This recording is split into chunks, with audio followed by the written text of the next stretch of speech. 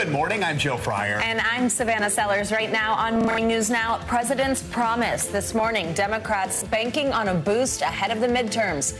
President Biden pledges to sign abortion rights into law as long as his party has enough seats to pass it. Together we'll restore the right to choose for every woman in every state in America. So vote. You got to get out the vote. We can do this if we vote. And in Florida, a fiery back and forth in the fight for the Senate between Republican Marco Rubio and Democratic challenger Val Demings.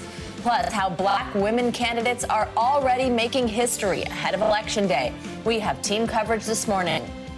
The battle for Kherson, new developments in the war in Ukraine as Russian forces brace for a Ukrainian offensive aimed at taking back a key southern city. We'll bring you the latest. Feels like winter. Temperatures falling and fast. This morning, tens of millions of Americans under freeze and frost alerts as an unseasonable chill sweeps the southern plains to the mid-Atlantic. We're tracking the temperatures, plus a warm-up on the way for some. And Survivor, a rare reminder on this Breast Cancer Awareness Month from one man who's sharing his experience battling the disease, the unique challenges he faced, plus how he hopes his journey will help others just like him. And our final headline, we are back together. Yes, we're like Superman and Clark Kent. We're never seen together in the same place. I know, but we do still host the show together. We are. We've just been in other places for other things. It's just it's been crazy. Now we're back together we're as back it was together. meant to be. Yay. Exactly, and we're so happy about it. We're happy to have you at home with us, too. And we begin this morning with the midterm elections and the latest developments and races across the country with just 20 days to go. With control of Congress hanging in the balance, President Biden is trying to make abortion rights the main focus of the campaign. He's telling voters that if they give Democrats control of the House and Senate, the first bill he'll send to Congress will be one that codifies Roe into law. At the same time, early voting is already underway in more than a dozen states, with more states to follow, and we're already seeing massive turnout at the polls. In Georgia, they've already surpassed the number of votes cast in early voting in the 2018 midterm election. This morning, we're focusing on key races in Arizona and Florida, and we're looking ahead to early voting in North Carolina. We have full coverage of the midterms coming up. We're going to talk to NBC News correspondent Michelle Sindor in a moment. She has a look at the record number of black women running for office, and Shaquille Brewster has a recap of the Florida Senate debate. But let's begin with NBC News senior political editor Mark Murray, who joins us now with the latest on the midterms. Mark, good morning to you. So let's start with President Biden promising to codify Roe versus Wade if Democrats remain in control of Congress in the new year. A recent poll, though, shows the economy is on the minds of more Americans than abortion rights is. So is this the right strategy? And really, what's the president's message to voters as he tries to lay out his vision for after the midterms? Yeah, Joe, abortion rights has become a galvanizing issue for Democrats, and we saw that after the Supreme Court overturned the Roe versus Wade, a ruling that had existed for more than 50 years. And we saw that in polling in Kansas and other special elections where that issue really did fire up Democrats. And one way to actually look at what President Biden was doing yesterday in his remarks in Washington, D.C., was just to kind of reignite that flame a little bit and make the point that if Democrats hold on to control of the U.S. House of Representatives and gain additional Senate seats, that he'll codify, that he will work and make it a priority to codify Roe versus Wade. Take a listen to his remarks, what he said yesterday. Kevin McCarthy, the Republican leader of the House, has said that if they take control of the House, our work is, quote, far from done. That's why in these midterm elections are so critical to elect more Democratic senators to the United States Senate and more Democrats to keep control of the House of Representatives. Here's the promise I make to you and the American people. The first bill that I will send to the Congress will be to codify Roe v. Wade. And when Congress passes it, I'll sign it in January. Joe, it is important to note that while the president was talking about abortion rights yesterday, it's not the only thing that he and Democrats are talking about. Today, he's going to be addressing energy prices from the White House and then later talking about the bipartisan infrastructure law. Okay, so that's the national big picture. I want to turn to Arizona, the race for governor there. The GOP candidate, Kari Lake, actually campaigned last night with former Congresswoman Tulsi Gabbard, who recently announced that she had left the Democratic Party, which maybe wasn't terribly surprising to most most Democrats. But tell us about the state of this gubernatorial race and the significance of having a former Democrat on the campaign trail. Yeah, Joe, this is one of the most consequential gubernatorial races in the country. Of course, this takes place in battleground Arizona. It is also one in which Arizona's abortion laws are on the book. And it is a state in which, you know, because of its battleground nature, who is governor, who is secretary of state, who is attorney general really does matter. And Kari Lake is someone who ended up denying the 2020 presidential results.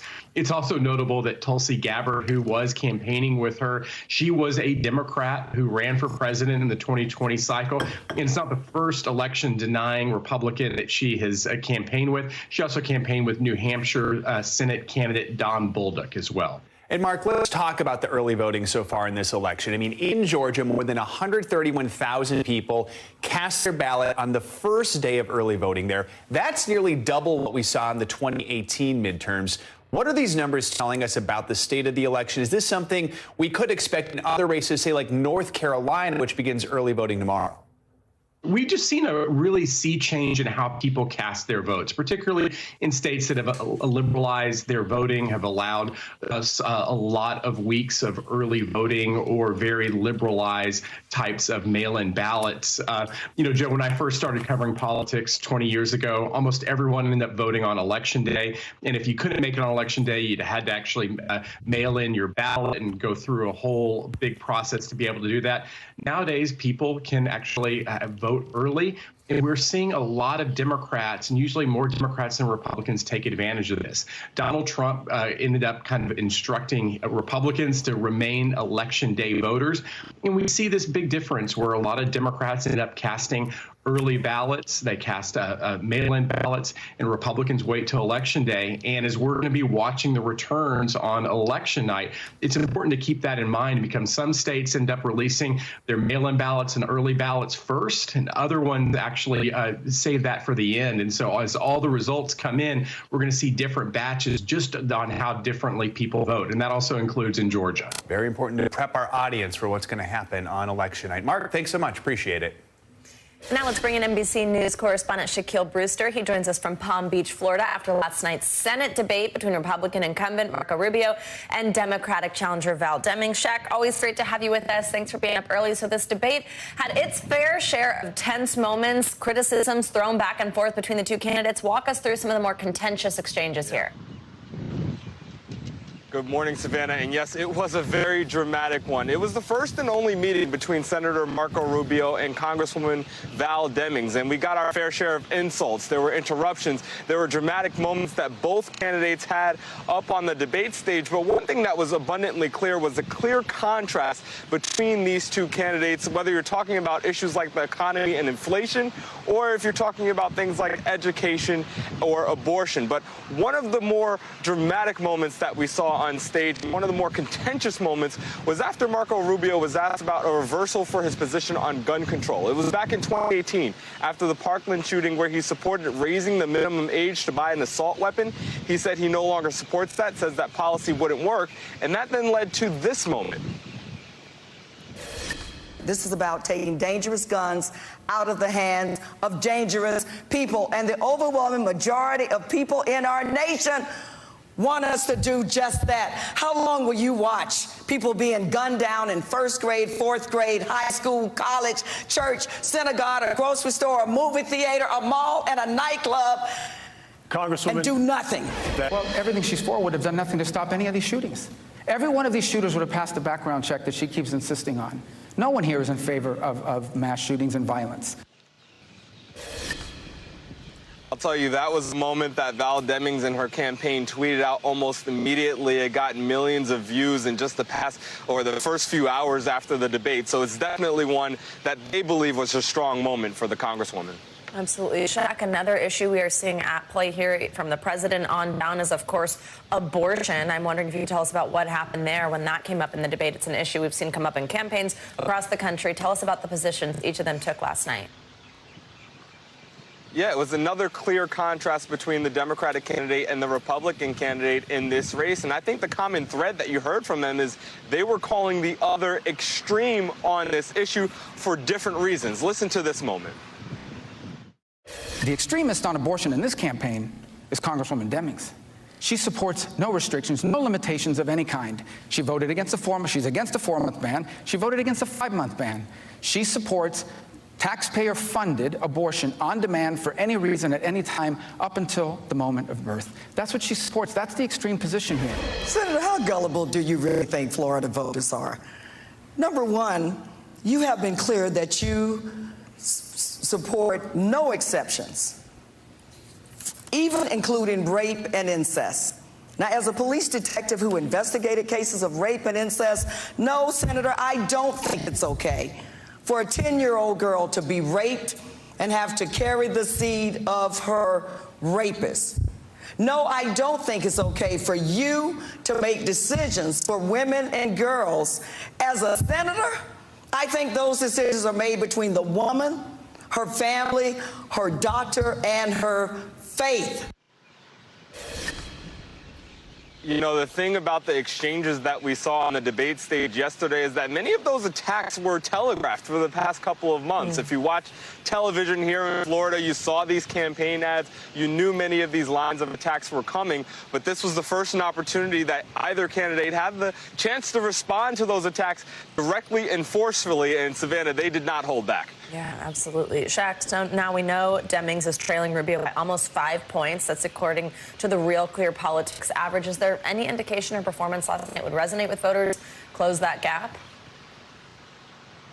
Well, it's a little early to get any indication to answer that question, but I mean, this is a debate that was televised across the state. You had all major media markets in this state, from Orlando to Tallahassee to Miami to Fort Myers, picking up and airing this debate. So there's a chance that this did have a bigger audience than any of these candidates would have had outside of this. But you mentioned this is an increasingly conservative state, that's Florida. Democrats have not won statewide in some time for those top-level offices, specifically governor, specifically senator. So there is an uphill battle for Democrats, but this is a race that has been tighter than many people suspected. The margin is closer when you look at the average of polling, and there's been an influx of money. We've seen Congresswoman Demings outraise Rubio for the majority of this race. So there could be a jump ball, but that will remain to be seen. Early voting here in Florida begins next Monday. All right, Shaq Brewster, thank you so much. A record number of black women are running for national office in this year's midterms, and many stand to make history. NBC News Washington correspondent Yamiche Alcindor joins us with more on this. Yamiche, good morning. Good morning, Joe. There are so few black women serving in elected office across this country, but a record number of them are trying to change that by running for office in this year's midterm elections. I spoke to a number of black women candidates about their experiences. Take a listen. We're doing what we've always done for this nation, and that's rise up to make a difference. We are enduring, and we can get through anything, and we can do anything. Black women have always been capable of leading. They are black women chasing history. A record number of candidates this year hoping to shatter double-pane glass ceilings and overcome challenges related to race and gender. In Florida, Democrat Val Demings, if elected, would be just the third black woman senator. There are currently no black women serving in the U.S. Senate. What's the significance of that? It should reflect the diversity of America. When we think about the talent, the skills, the strength of black women, we bring not only diversity in terms of her ethnic background, but we bring a diversity of perspectives and experiences. She's in an uphill battle to defeat Republican Senator Marco Rubio. Are you guys ready to win in November? And argues she would work to protect abortion rights, provide adequate policing for communities, and make investments in education. We need to hold America to its promise in addressing some of the social ills that cause decay in communities in the first place. Black women make up a small number of elected officials. Vice President Kamala Harris, the highest ranking. The duties of the office upon which I am about to enter. So help me God. So help me God. But now a historic number of them are running for national office. 56 women seeking House seats, 4 running for U.S. Senate, and 3 running for governor. Among them, Democrats Stacey Abrams in Georgia and Deidre Jagir in Iowa, both facing tough odds to become the first black woman elected governor. And black women are often called the heart of the Democratic Party. What do you want to see in their roles in terms of change, in terms of more support when it comes to running for office? What I would like for people to consider when they're trying to support communities of color and black women in running for office is that this is not a bet. This is a commitment. And while the majority of black women running are Democrats, there has been an increase in diversity in the Republican Party, too. GOP candidate Tamika Hamilton, who is running for Congress in Sacramento, California, is thinking about all of the people who blazed the trail for her and others. I am a candidate for the presidency of the United States. You know, our ancestors did not go through what they went through for us to give up. What's your message to black women who may be watching this saying, I'm inspired, but I'm also nervous? Keep going. Don't let anybody tell you you can't do it. Don't let your fears try to tell you you can't do it. Don't stop. There you have it, black women trying to break down barriers, Joe. You should talk to us about some of the unique challenges that black women face when running for office. Well, black women really do have this double pane glass ceiling. They face twin challenges related to race and gender. First, of course, in this country, you have to have a lot of financial support and a lot of backing in order to be successful when you're running for office. And a number of these women told me that they really do face, at times, low expectations and doubts, both from voters but also from donors, that they need to really give them the financial backing to be able to be successful, given that it takes millions and millions of dollars. The other thing that I've heard is that they really face racially charged, and at times they say racist attack ads. Think about Vice President Kamala Harris. When she was running for president and when she was chosen to be vice president, there were people who were questioning whether or not she was eligible to run for office. And that, of course, was related to the fact that she's an African-American woman, but that she has Jamaican and Indian ancestry. She's a U.S. citizen. But that was really birtherism 2.0. We talk a lot about former President Obama and people questioning his birthplace. But Kamala Harris also faced those same racist attacks. The other thing I heard was that in Iowa, Kim Reynolds, the governor who's running against Deidre DeGier, she is running as featuring Cori Bush, who is an African-American woman who's serving in Congress, talking about defunding the police. Now, she is running that ad while attacking another black woman, Deidre DeGier. So there are people saying, well, why is Kim Reynolds running a campaign and running an ad, really, about one black woman while attacking her opponent, who happens to also be another black woman? So a lot of questions there, a lot of criticism for that tax. So really, black women face a lot of challenges, unique, as you said, but they're all told me that they are pushing forward, and this is really a movement of black women, Joe. All right, Yamiche, thank you so much for that report. Appreciate it. And for more election coverage, be sure to tune in to Meet the Press Now this afternoon. Our own Chuck Todd will be live in Georgia talking to voters, local leaders, reporters, and, of course, the candidates. And turning now to the war in Ukraine, Russian-installed officials in Kherson say they're bracing for a major Ukrainian offensive. The Kremlin-backed deputy administrator said, quote, the battle for Kherson will begin in the very near future. Now, at the same time, the new commander in charge of Russia's army in Ukraine said the situation in that region was, quote, tense and difficult. NBC News correspondent Cal Perry joins us now from Kyiv with more on this. Hi, Cal. So pro-Russian officials there in Kherson are clearly concerned about this looming battle with Ukrainian forces. We also know they've been evacuating civilians there. Tell us what we've heard from Kyiv about this possible major offensive. Are they confident they're going to be able to retake territory? They have said from the beginning that this is a major point for them. This city is a major focus. They want to retake the city because for morale, they believe it would be hugely important. Fighting has been fierce in the city of Kherson for months. And one of the issues that Ukraine is going to face is as they try to retake this city, how much damage are they doing when they retake it? The Russians have moved to the other side of the river. They're in these entrenched positions. So it's become this artillery barrage, heavy fighting. The other thing that's happening is the Russian forces are moving the civilians out of the area. It's partly because the strategy of this being fairly obvious. It's hard to liberate a town if there's nobody there when you go in. The Ukrainians call that forcible, obviously moving people. They call it abduction. The Russians call it a humanitarian operation. You get an idea of how each side is trying to tell the story, Savannah. Oh, absolutely. Cal, another area where Ukrainian forces appear to be pushing is Zaporizhia. The pro-Russian administration there says they repelled an attempt by Ukraine to retake the nuclear power plant. Of course, one of the big concerns we've had for months now. What more can you tell us about that region? So this is another focal point because of the energy infrastructure, just like here in Kyiv. And we have heard some strikes in just the past sort of 5 minutes that we believe are on energy infrastructure targets. There's one there. I don't know if you heard that, Savannah.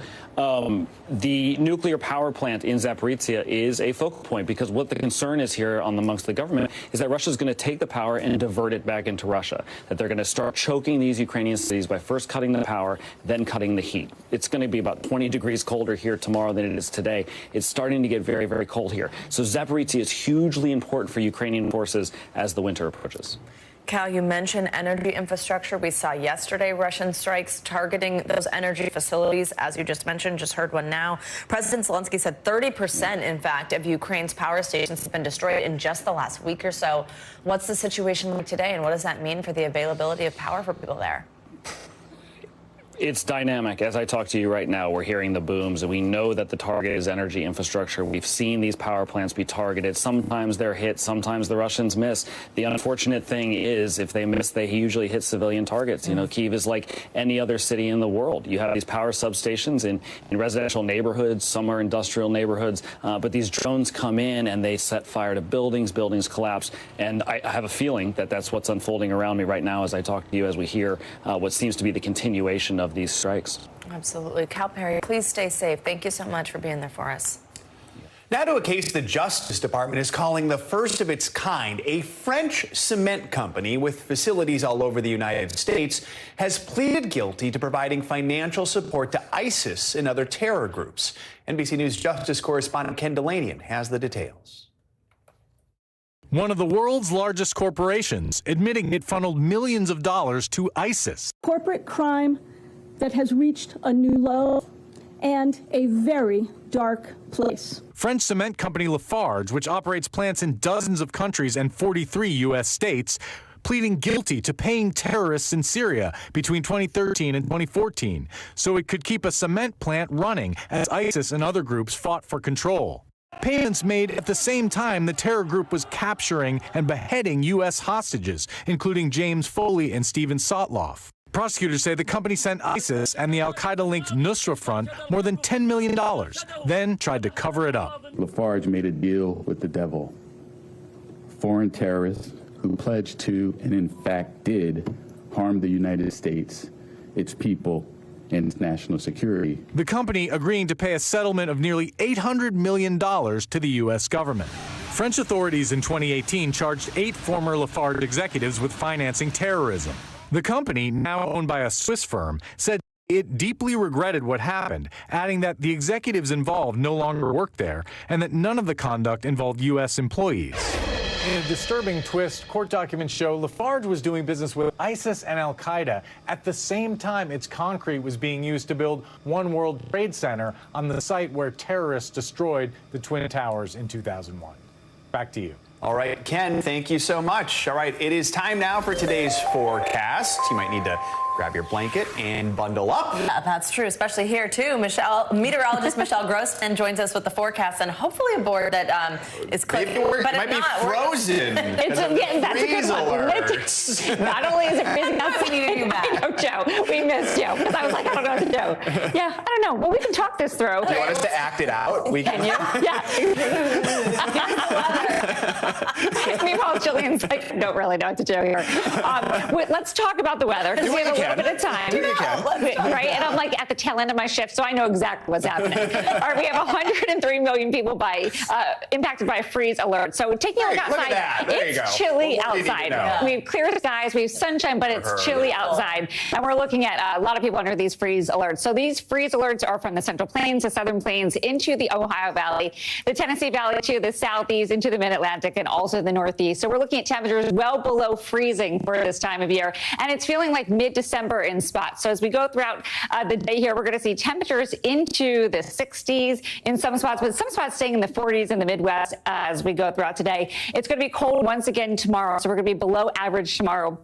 And really, the eastern half of the nation is well below average. It's to the west where we're looking at temperatures well above average into the 70s and 80s. We're going to rebound this weekend into more pleasant temperatures, more temperatures normal for this time of year. But You guys, I don't know. It's cold. I don't really know what to say without these maps working. But if you want to ask me questions, we can do that. I mean, next hour we're checking in with Morgan Chesky, who's in Texas, of course, was here yesterday. Yes. And we sent him to cold Texas. I mean, it's like in the 30s there, right? It's in the 30s, yeah. So Maggie Vespa all day was in like a foot. Shoveling snow in the EP. They had 10 to 16 inches of snow. It was heavy, wet snow, like all over the fall foliage. They had power outages. Again, feeling like mid-December there, even though it's mid-October. But even where Morgan, I know we were teasing him because he's like, you know, it's so warm here. Yeah. It's, you know, warm back home, but they're in the 30s and they're not going to go very far from here. Oh, wow. All right, look at that. We're going to get that board unfrozen right before next hour. Why isn't this moving? Yeah, I know. Right before. Good job. Well done. Okay. Look at that. Still got us the forecast. Sure. Michelle. All right, coming up on Morning News Now, former President Donald Trump going under oath in a defamation case involving a woman who's accusing him of rape. When we come back, more on today's deposition and what we can expect from it. Stay with us. Welcome back. Former President Trump is expected to answer questions under oath today. It's for a deposition in the defamation lawsuit filed by writer E. Jean Carroll. Yeah, in the suit, Carroll claims Trump raped her in a New York department store in the 1990s. Trump has denied the allegations, saying, quote, "She's not my type." He accused Carroll of making up the claim to sell her book.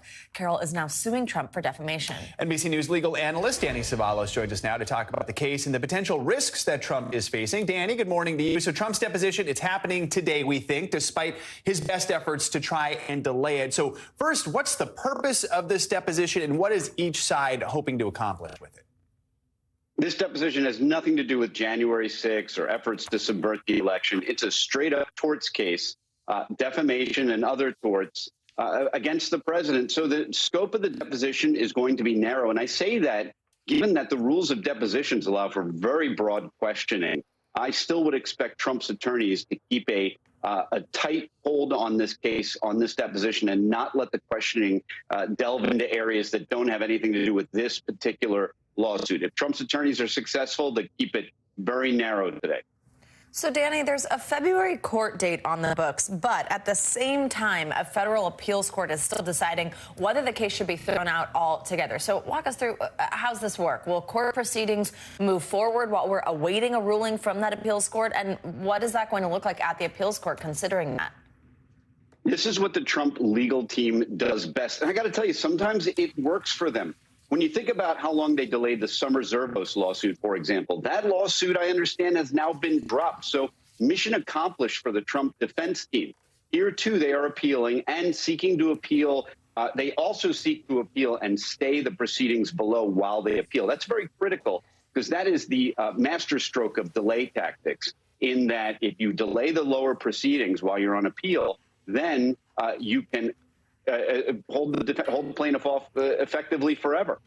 So, Danny, aside from this defamation lawsuit, Carroll's attorney says she's planning on taking even more legal action against Trump. What are we hearing about that? This is an interesting thing. I have a few of these cases under the Child Victims Act, which was a law passed in New York back in 2019 that opened up the window and gave people a second chance to file lawsuits for sexual assault type cases. There's a new statute that goes into effect in November 24th. Now, it's a good thing that these statutes are reopened, giving people a chance to file again, but it doesn't solve the problem of the burden of proof. It doesn't make it any easier to prove these cases. And the challenge is with any case where you allege things that happened decades ago is meeting your burden of proof. I mean, you just didn't have GPS systems. You didn't have cell phones or electronic data the way we do now. Proving something that happened several decades ago is difficult whether or not you have a statute of limitations. If you file the case, you still have to prove it. So if Carroll files this case she's planning to file, she still has to prove it. And these cases, I can tell you from personal experience, are not easy. All right, Danny, appreciate your expertise. Thank you so much. Thanks, as always. Now let's get you some international headlines. The North Korean military is sending what they're calling a serious warning to the South. NBC's Claudio Lavanga joins us from Rome with this and more headlines from around the world. Claudio, good morning. Good morning. Yes, South Korea's military says that North Korea fired about 100 artillery shells off its west coast on Wednesday. The latest provocation from the north of the Korean peninsula comes as the South has started its annual drills to test its ability to respond to the North nuclear and missile threats. As you mentioned, North Korea then said that the shelling was meant to be a warning, a serious warning to South Korea. Now let's move to the UK, where Prime Minister Liz Truss is still fighting to remain in power after her government's economic plan caused havoc on the financial markets. She fired and replaced her finance minister, and she conceded in an interview with the BBC that mistakes were made. Still, the tabloid The Sun called her a ghost prime minister, while The Economist wrote that she has roughly the shelf life of a lettuce. That's not nice. Now let's go to Paris, where they finally unveiled the Lamborghini I and you guys may afford. It's made of 400,000 Lego plastic pieces. The flashy green supercar was presented in a motor show in the City of Light.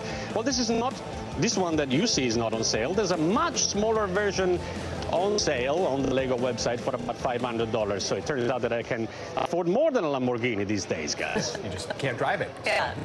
Right. Put it on your shelf. Maybe next to that little man we have of you. Right. I do have a Lego man, a minifig. All right. Claudio, thank you so much. Thank you. And coming up, a different kind of snooze alert. Researchers uncovering yet another reason to get more sleep. After the break, what a new study shows about the long-term effects of not sleeping enough. Uh-oh. This is Morning News Now.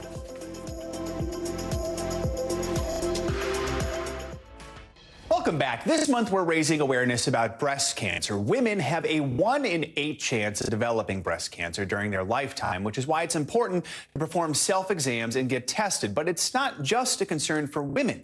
Men can get breast cancer, too. NBC News Daily anchor Aaron Gilchrist spoke with one survivor who shared his journey.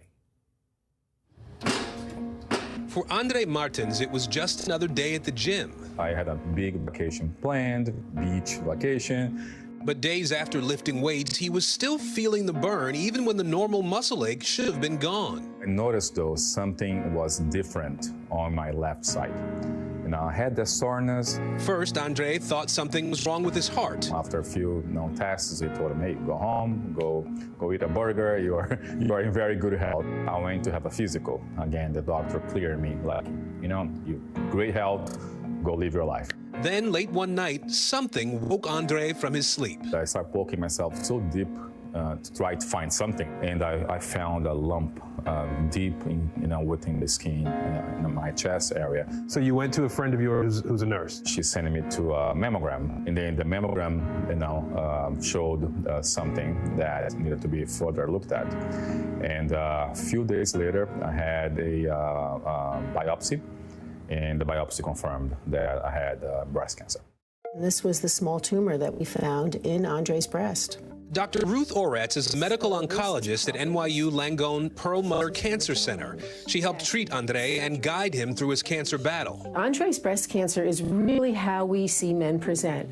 They feel something abnormal in the breast. Maybe there's a little swelling or a lump. In Andre's case, he really acted on it. He didn't ignore that symptom. About 1 in 833 men develops breast cancer in his lifetime, according to the Breast Cancer Research Foundation. Compared to women, that is rare. 1 in 8 women is diagnosed in her lifetime. A recent study from Vanderbilt University shows that male breast cancer patients have a 19% higher mortality rate than female patients. And that might be because most men catch it late. Pay attention to your own body. Don't be ashamed or shy to go and ask for someone to check something out if you think it looks weird on your breast or even under the arm if there's a swelling.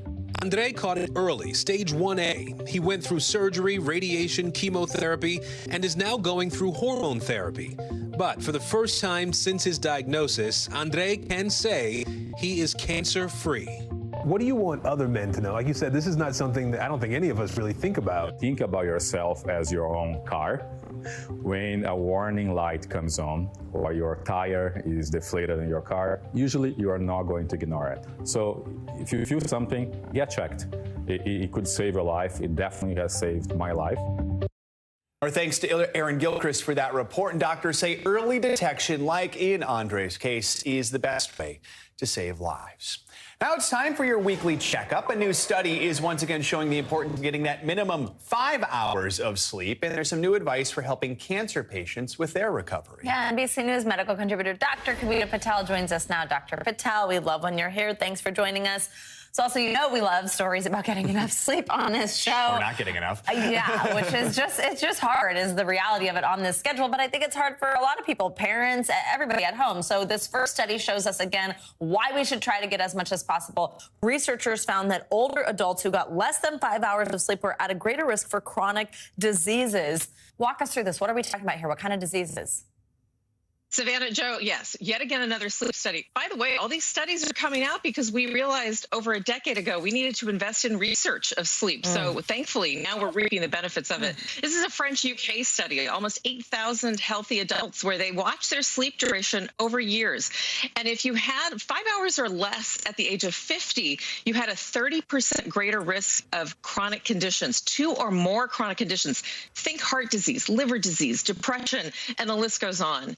And then there is such a thing as too much sleep. If you actually had more than 9 hours of sleep over the age of 70, there were even higher associations of disease. So what does that mean? The doctor's orders here: treat your sleep like your steps and don't overdo it. Get those steps in. There is a minimum amount, but don't overdo any of this, like all things in moderation. All right, let's talk about another study, not about sleep. This one looked at the question of whether to allow your kids to have screen time after a concussion. New research shows children need to stay connected, and a certain amount of screen time may actually help with the recovery. What can you tell us about that? Joe, this is, and I want to stress something here because it's the quality of the screen time. So this is an important study out of the Netherlands that looked at children ages 8 to 16 after they had had a concussion. So like a traumatic brain injury that can occur from any multitude of things, such as an accident. And what they did is they followed these children and adolescents over time just to understand kind of how they could actually do better by reporting their connectedness on screen time. So this isn't one-way passive watching a television and necessarily not engaging. This is really being connected with a social network. And what they found is that people who had actually had that ongoing connectedness did better following 6 months after that brain injury. And so the doctor's orders here, just like with sleep, just like with many things, moderation is key. There is such a thing as too much of that screen time, but that you really need to stress the importance of connectedness. And let's be honest, for many of us, that connectedness comes in the form of screen time. It needs to be meaningful. Absolutely. It's fascinating what all these studies uncover and how they can help us. This last one also, new research focused on cancer patients that while getting exercise while you're going through treatment could be helpful. Tell us about this. Listen, and Joe, just on the heels of that important kind of report out of just in breast cancer screening and survival for both men and women that Aaron just did, I have to say this is something that's changed the way I think about cancer patients. So it used to be the conventional norm when I was training that we didn't tell people during chemotherapy, you get out there and continue your exercise regimen. But here we have data that shows where they actually took patients with different types of cancer and put them through a randomized, meaning different people had different exercise regimens for 24 weeks, some during cancer therapy, some after cancer therapy, and they really compared the fitness and the recovery of those patients following chemotherapy. And they basically showed that if you do this 6-month regimen, different cardio, weights, etc., during cancer therapy, or even after cancer therapy, that your recovery from the chemotherapy, from the cancer treatment itself was better. Less fatigue, less of that decreased muscle, meaning you get more muscle recovery, and overall just reported better quality of life. Your outcomes were better. So here are the doctor's orders, and these are actually doctor's orders for the doctors too. It really does take a village to get better and to try to think about how to start your cancer therapy regimen and what to do during your cancer therapy. And then here we go, lace up your running shoes. It would never have occurred to me when I was training over a decade ago to say, you know what, we're about to start this important regimen, but you loved running. Keep running. And I hope that we can talk about more stories like this and more research like this. Absolutely. We'll certainly keep doing it here on our Checkup. Dr. Kavita Patel, always great to have you with us. Thank you so much. You're going to want to set a reminder for this. Tonight is the debut of a new limited original series, Special Edition, with Andrew Ross Sorkin. The show hits the ground running. Andrew has a sit-down interview with Pfizer CEO Albert Bourla. During the wide-ranging interview, Bourla spoke about his experience getting COVID twice in 2 months, whether we're going to see another winter surge, and the future of vaccine technology. Now that we have this mRNA technology, what do you think realistically 5 years from now, if we're sitting together, what kinds of diseases, what kinds of medical breakthroughs do you think we're going to see? I think we are just scratching the surface of the technology. The first wave, I think, will be more vaccines. Right now, we only have COVID vaccines. I think, hopefully, if science proves itself, we will see flu vaccines, we will see zoster vaccines, we will see multiple other vaccines with this technology that will get better results than the current vaccinations. The second wave, I think, likely will come in oncology. Oncology, in cancer. You can catch the first edition of Special Edition with Andrew Ross Sorkin tonight at 10:30 Eastern on NBC News Now. It'll also be available on demand on Peacock, YouTube, and NBCNews.com. How exciting. Coming up, a major setback for Amazon workers hoping to unionize. What this latest development means, not just at Amazon, but other big companies. Plus, the business of menopause. We'll tell you about new benefits being offered to some women in the workplace. That's next on Morning News Now.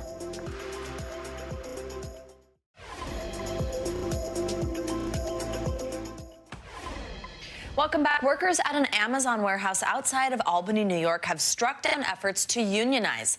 But as NBC News correspondent Tom Costello explains, despite that defeat, union activity is expanding at some of the biggest companies in the world. Another Amazon warehouse is voting not to unionize. The warehouse near Albany, New York, employs nearly 800 people. We're definitely going to continue to demand for the changes that are necessary. A spokesperson from Amazon tells NBC News in part, quote, "We're glad that our team in Albany was able to have their voices heard."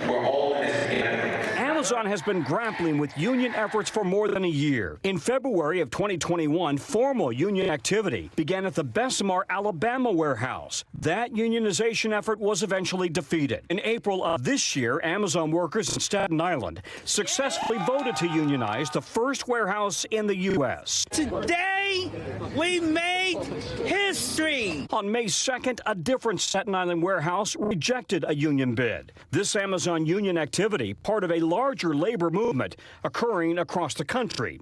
Seattle is a union town. Organizing efforts have been ongoing at coffee giant Starbucks stores since 2021. Now, with at least 240 of its stores in the U.S. unionizing, pushing for higher wages and better employee benefits. Days ago, tech giant Apple saw its second retail store's employees vote to unionize as well. The latest union fights, big box retailers, Lowe's and Home Depot employees petitioning to form what would be their respective companies' first unions. Union activity on the rise, with the National Labor Relations Board seeing a sharp increase in election petitions, up 53% over the last year. And the latest Gallup poll shows 71% of Americans now approve of labor unions.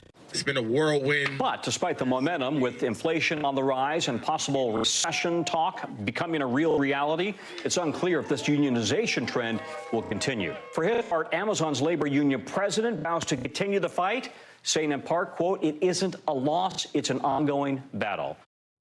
That was Tom Costello reporting, and an Amazon spokesperson tells CNBC choosing to keep the, quote, direct relationship with Amazon is in the best interest of both employees and customers. We've got some other changes in the workplace to talk about. It's open enrollment season, and this year some companies are offering more health benefits for women aimed at helping with the symptoms of menopause. Our friend CNBC's Bertha Coombs joins us now with more on that story. Bertha, good morning. Good morning, Joe, Savannah. You know, this is really a business case. You've got about 6,000 working-age women a day who will be aging into menopause over the next decade. And for a lot of them, it can really be disruptive when it comes to work. A few years after having twins, Catherine Balsam-Schwaber was in line for a major media executive job, but she felt sick. I was tired and I was achy, and I didn't have a perfect solution for how I was going to feel better. It was the onset of menopause. Nothing seemed to help, so she walked away from that job. Honestly, I thought that it could impact my ability to do the role effectively and that I would lose respect inside the organization, because it would, it would put that like double whammy of ageism and sexism on me, where I would be the old woman in the job. 43% of U.S. working women are 45 or older, prime age for menopause, and their age group is the fastest growing segment of the workforce.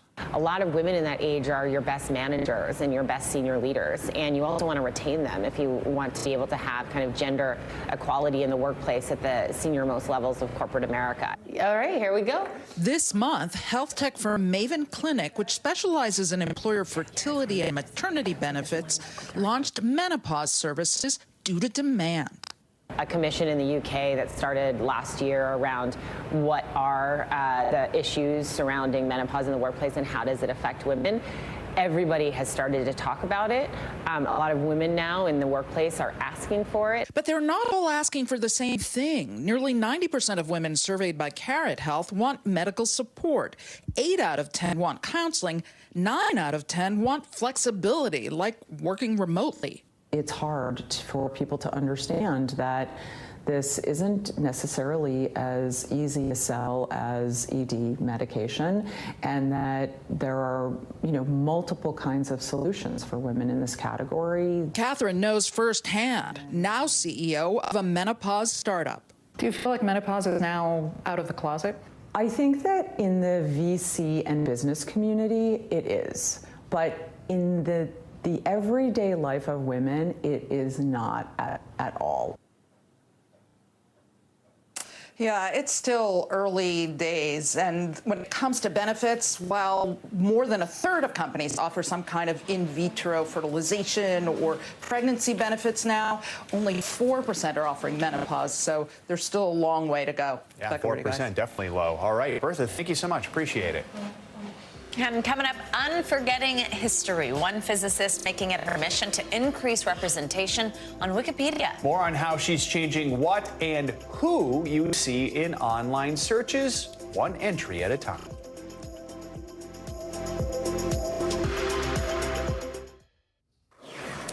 Welcome back. You may notice a new face on the back of your quarter. Silent film star Anna May Wong will become the first Asian American to appear on U.S. currency. Wong is considered the first Chinese American film star in Hollywood. This new honor comes a century after her first leading role in the movie The Toll of the Sea. The quarter is one of 5 in the American Women Quarters program, which features women who are trailblazers in their fields. The other quarters display Maya Angelou, Sally Ride, Wilma Mankiller, and Nina Otero Warren. Pretty incredible, Savannah. It really is pretty incredible. Great to see. Can't wait to see that. Thanks, Joe. Now let's stay on representation to end the hour with a story that's expanding our horizons when it comes to our search for answers on the internet. One physicist noticed Wikipedia had very few entries on women and minorities in science, and now she's made it her mission to change that. NBC News correspondent Stephanie Gosk has the story. From the Boxer Rebellion to the history of the banana, Wikipedia has instant information on everything. At least that's what British physicist Jess Wade believed until she noticed a gaping hole in the online encyclopedia's content. Women are so underrepresented and people of color so underrepresented. And then the 33-year-old got to work. How many entries do you have in Wikipedia? 1,757 or 1,756, but who's counting? She's dedicated, on top of a day job spent in the lab. I get home, I have my dinner, and I have my designated Wikipedia time where I just kind of research and then write and then read and then edit and then write some more. Writing bios on women like Gladys West. She was born in Virginia in 1930. She went to a historically black college and university. She studied maths. She became a maths teacher at high school, and then she worked for the U.S. government on GPS.